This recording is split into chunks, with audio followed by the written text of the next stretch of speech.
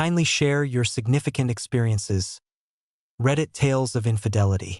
A genuine tale of betrayal. Welcome to the Betrayer Revealed. It may surprise you to learn that more than 90% of our viewers have yet to hit that subscribe button. If this video resonates with you, consider subscribing and giving that like button a gentle tap. Our aim is to reach 500 likes on this piece. Let us embark on the narrative of today. I never envisioned myself recounting this tale, revealing the truths I once sought to suppress, hidden away within me, as if they had never occurred.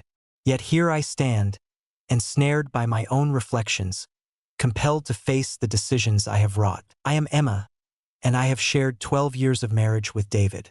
To those looking in from the outside, we appeared to lead a flawless existence, complete with a charming home, 2 delightful children, and a marriage that radiated stability. Yet, images often fail to reveal the whole truth, don't they?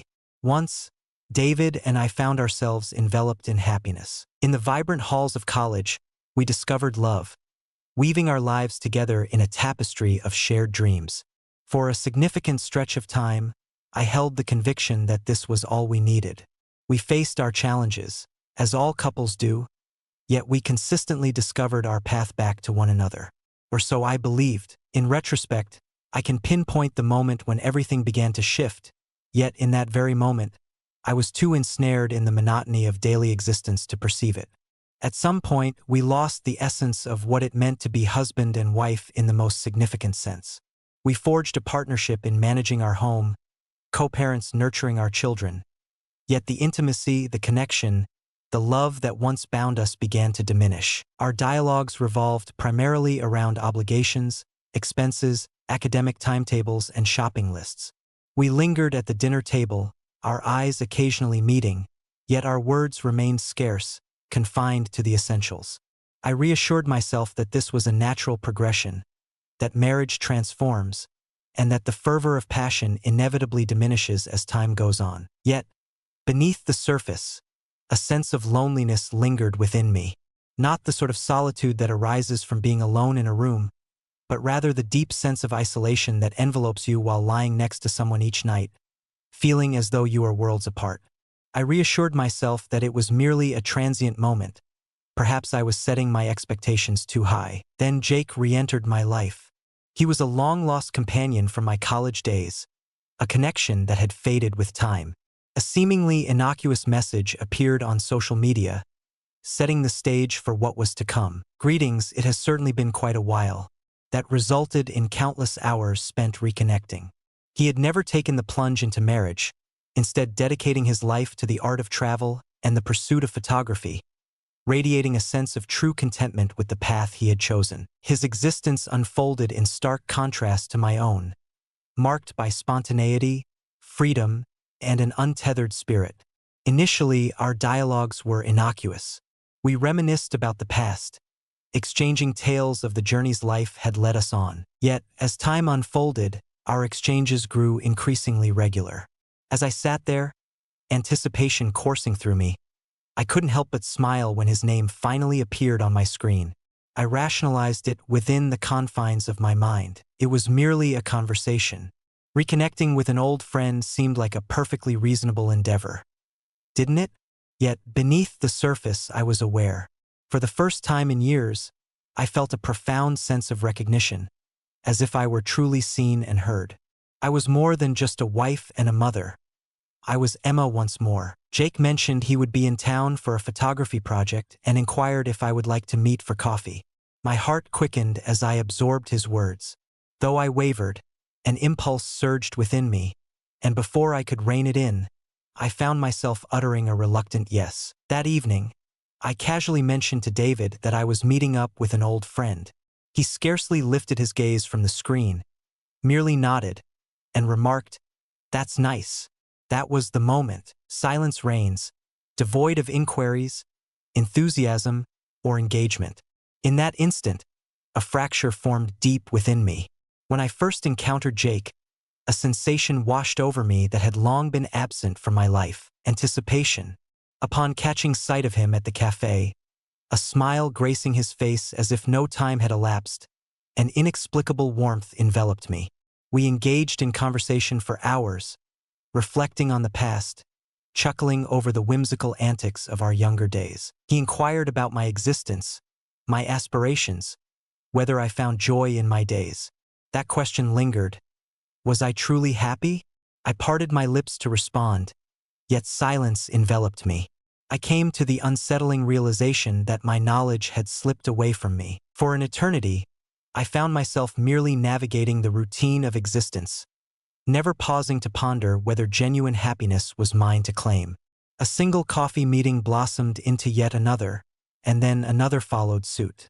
Before I realized it, our meetings became a regular occurrence, and our conversations flowed almost daily. I reassured myself that it remained merely a friendship, convincing myself that I was not crossing any lines. Yet, with each departure from our meetings, a sense of lightness enveloped me, only to be replaced by the heavy burden of my reality as I stepped back into my home.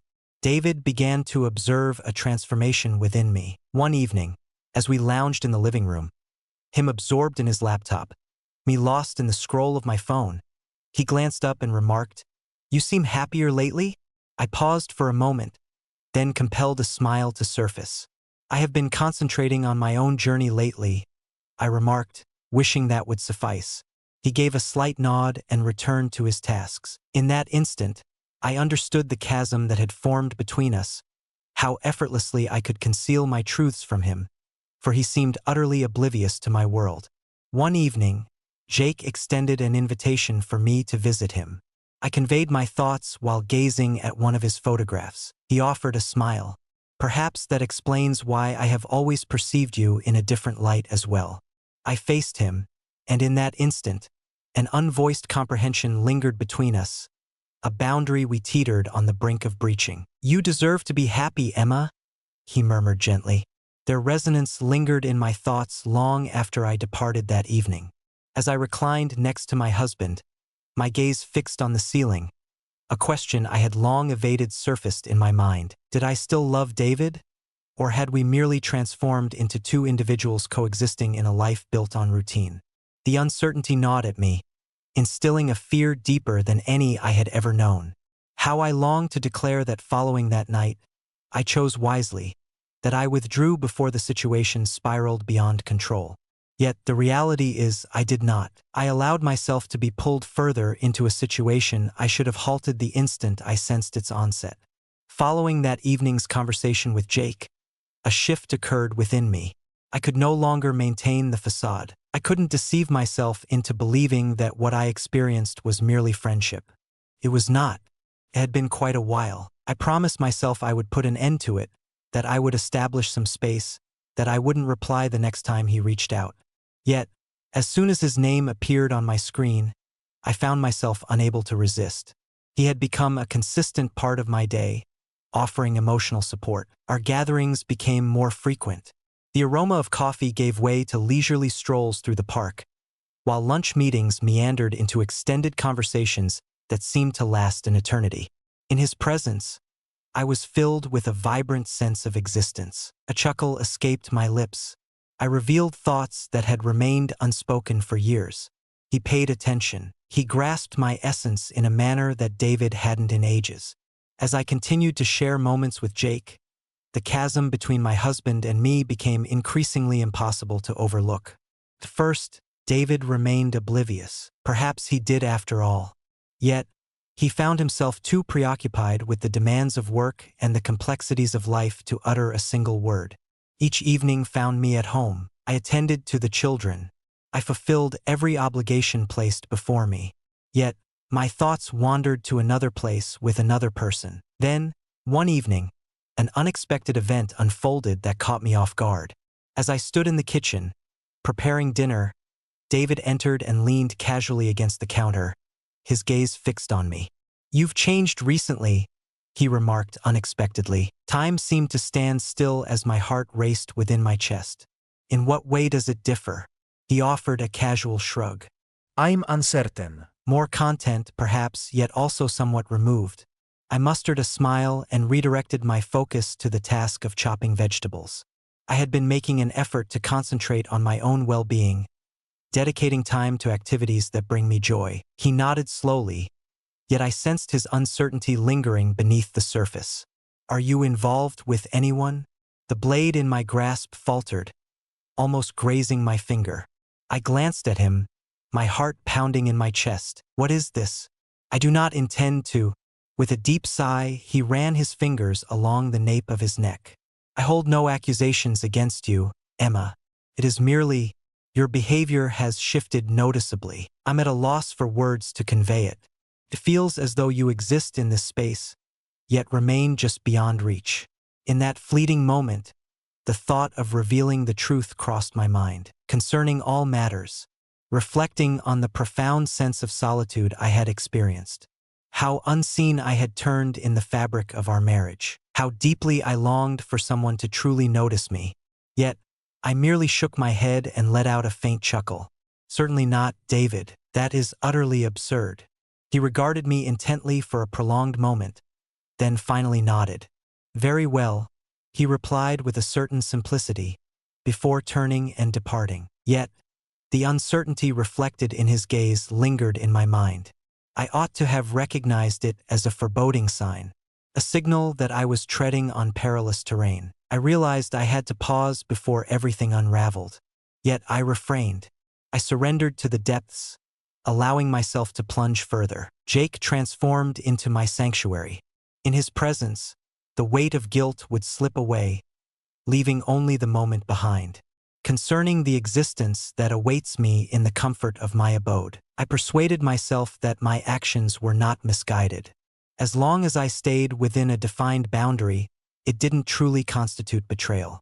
Yet, beneath the surface, I was aware of the truth. On a serene afternoon, we gathered at a tranquil park just beyond the city's hustle and bustle.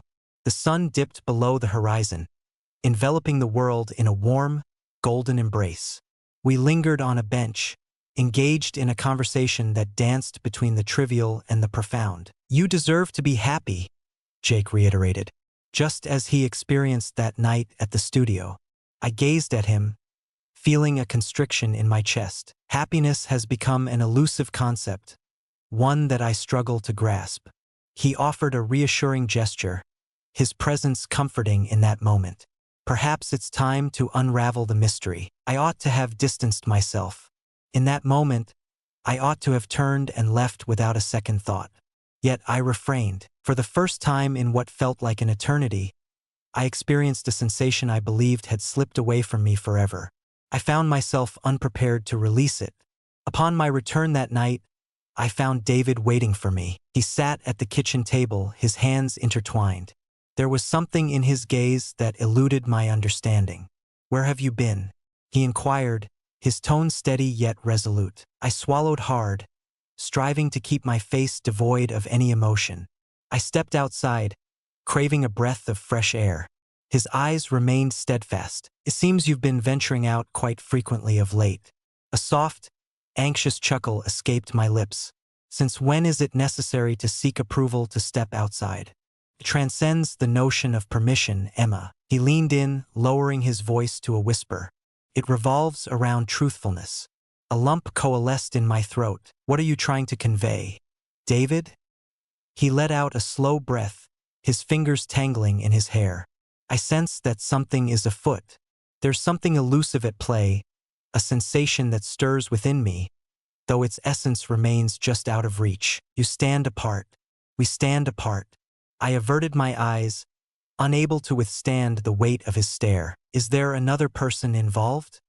He inquired, his voice scarcely rising above a whisper.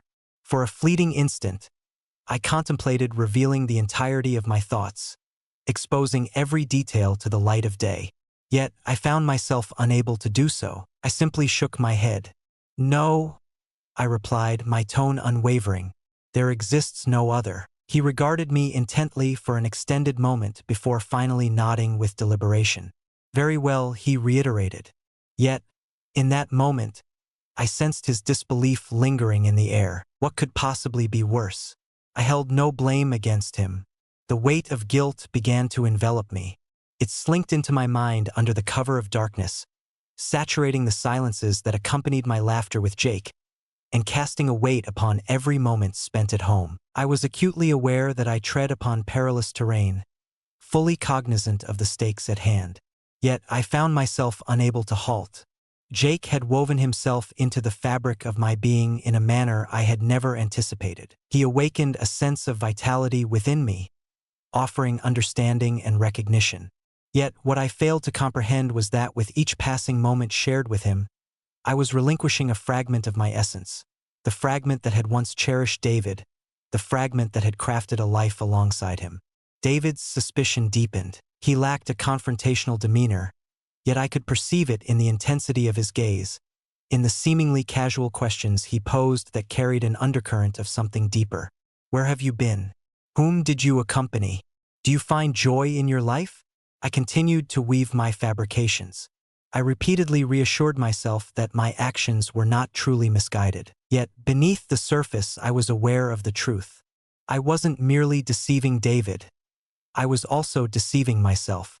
Then arrived the night that transformed everything. The hour was late, and I had just stepped through the door after my meeting with Jake. Upon entering, a palpable tension enveloped me, twisting my stomach in an unsettling grip. David sat in the living room, phone clutched in his hand, his expression a mystery. He gestured for me to take a seat. There was a moment of uncertainty. David, I find myself weary. Take a seat. Lowered. His tone was resolute, not filled with anger, but rather something deeper, something that quickened my heartbeat. I made my way over and settled into the seat opposite him. My hands were chilled to the touch. He inhaled deeply, his eyes drifting to his phone before finally locking onto mine. I understand. The earth trembled subtly underfoot. Do you realize something? I inquired, striving to maintain a steady tone. He let out a breath, his head shaking in disbelief. Emma, please refrain from doing that. Do not deceive me. The stillness enveloped the distance that lay between us. Constriction gripped my throat. How long? He inquired. I averted my eyes, unable to withstand the weight of his stare. Is that you, David? How long will it be, Emma? His voice carried a serene quality, yet beneath it lay a sharpness, a subdued anguish that pierced more profoundly than any shout could. Hot tears welled up, threatening to spill over. It was never my intention for things to unfold this way. Your response fails to address my inquiry. I took a deep breath. It had been a few weeks of confusing emotions and unclear boundaries. He emitted a brief, mirthless chuckle, his hands gliding over his face. He repeated it a few months later, as though voicing the words would aid him in processing the reality of it all. Dear David, were you ever going to share that with me? He interjected. I parted my lips, only to seal them once more. The reality was I was at a loss. I had persuaded myself that as long as I remained within a specific boundary, I was not truly betraying him. Yet that boundary had been traversed long before. I confessed, uncertainty clouding my thoughts. He nodded, as though he had anticipated that response. Do you hold affection for him? The question struck me with the force of a blow to the heart. In moments past, I found myself grappling with that very question. Yet I consistently shied away from confronting it, for the truth held a fearsome grip on my heart. I whispered, I don't know. David fixed his gaze on me, the silence stretching between us, before he finally nodded, albeit slowly. Indeed, I understand. The silence lingered between us, thick and oppressive. At last, he rose to his feet. I doubt I can manage this, Emma. His voice carried a subtle strength, though it remained soft. A surge of panic coursed through my veins. David, if you would be so kind. Negative. He raised a hand. I harbor no hatred towards you. I don't believe I'm feeling anger at all. I simply cannot feign that this occurrence has gone unnoticed. He let out a breath, gazing at me with a weariness I had never encountered before. I am worthy of more than what I am currently experiencing. And truthfully, you do as well. Silent tears cascaded down my cheeks. I never ceased to love you, I confessed, my voice trembling. He offered a sad smile. Maybe you did love me, he said. But somewhere along the way, we drifted apart. In that fleeting moment, it dawned on me that he was already gone. There was a serene absence of yelling, a quietude that marked the conclusion without any flourish. The unspoken truth lingers softly in the space between us. The end of our marriage lay before us, and I bore the blame.